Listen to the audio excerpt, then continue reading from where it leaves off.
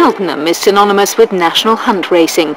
The Gold Cup, first run in 1924, is one of the most famous horse races in the world, and the annual festival attracts 200,000 punters over its 4 days. But this summer, another sport steeped in English tradition comes to town, in the shape of the Croquet World Championship. It's only the 10th time that the event has been staged, but croquet has been played in its current form for over 100 years. According to some, the sport's first ever champion, Walter Jones Whitmore, was crowned in nearby Evesham, and not long after that, in 1869, the Cheltenham Croquet Club was founded. But despite its popularity as a relaxing summer game, croquet is a real sport that suffers from an image problem. David Openshaw is the president of the World Croquet Federation.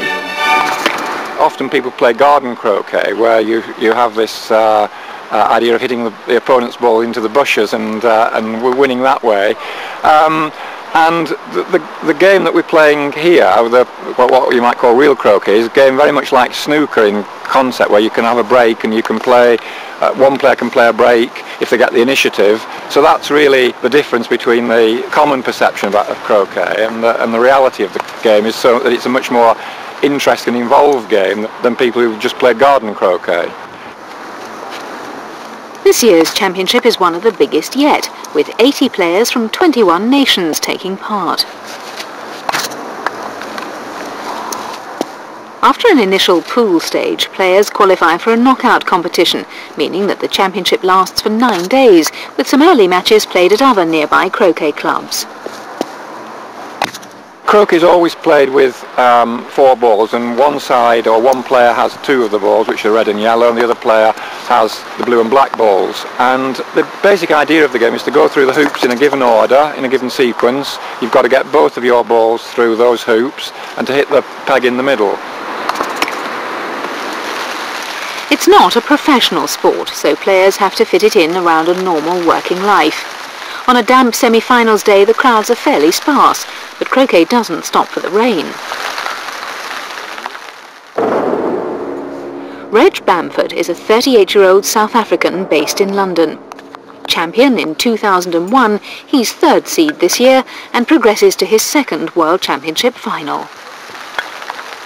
I think that the top players would like to have it nice and hot and nice and fast, because it tends to separate the men from the boys.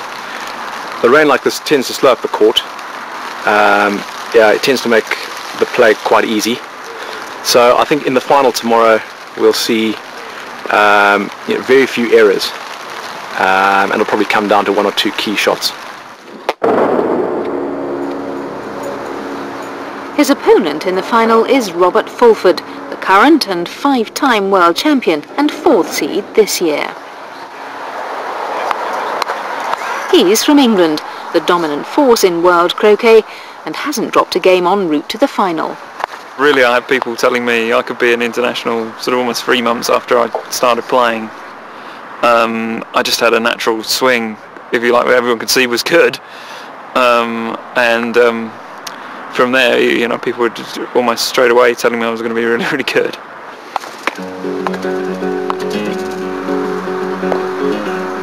This year's event isn't just about the main competition. One of the aims of the World Croquet Federation is to spread the message around the globe, especially to less traditional croquet countries. So they have a developing nations plate. Players start off in the main competition, then switch to their own in the latter stages. In the final, Anton Varnash from Sweden takes on Frenchman Rodolphe Durt. It's played over 1 game, and in the end, the Swede takes the win. Winning has increased my commitment to croquet. Last year I participated in the normal Croquet World Championship and in the Golf Croquet World Championship. I did quite well in both, so I'll definitely increase practice time and aim for a top spot in future competitions.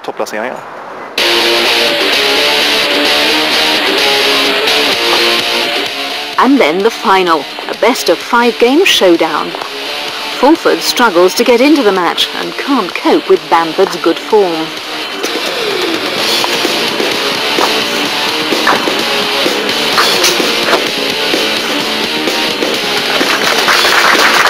The South African takes the first game. And the second.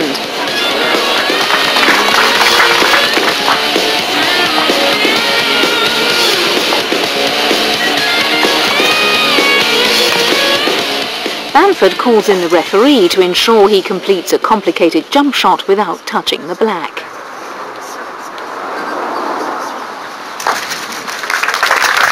He takes his second World Championship title by 3-0.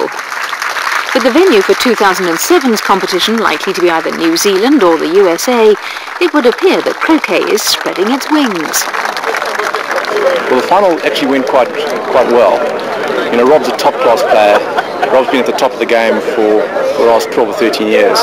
So to beat him 3-0, well, I'm very pleased about that.